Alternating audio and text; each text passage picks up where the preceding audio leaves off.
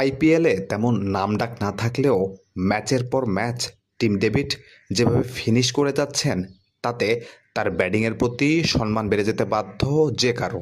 এই সিজনে ডেভিডের গড় ১৪২, স্ট্রাইক রেটও ১৯৪.৫২, অর্থাৎ ফিনিশিংয়ে তিনি নট আউট ইনিংস খেলে চলেছেন বারংবার।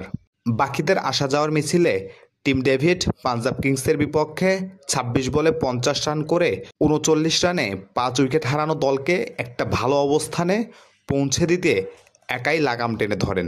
ভাগ্যে থাকলে ঠেকায় কে। পাঞ্জাবের বিপক্ষে ১৪ ওভার ম্যাচে আরসিবির ব্যাটিং কলাপসের মধ্যেই ৭ নম্বরে নেমে নিজের উইকেটটা আগলে রেখে ব্যাট করেছেন, তাও আবার ১৯৫ স্ট্রাইক রেটে। শেষ ওভারের শেষ ৩ বলে একে একে মারেন ৩টি ৬। ডেভিডের স্কোর তখন হয় ২৫ বলে ৪৮। 50টা এবার বোধহয় আর পূরণ করা হলো না। ঠিক তখনই আম্পায়ার নো বলের সিগন্যাল দিলেন এবং ডেভিডও ফ্রি হিটে ২ রান পূরণ করে নিজের প্রাপ্য 50টি পূরণ করলেন। আরসিবির সেরা একটি প্লেয়ার, বলতে দ্বিধা নেই।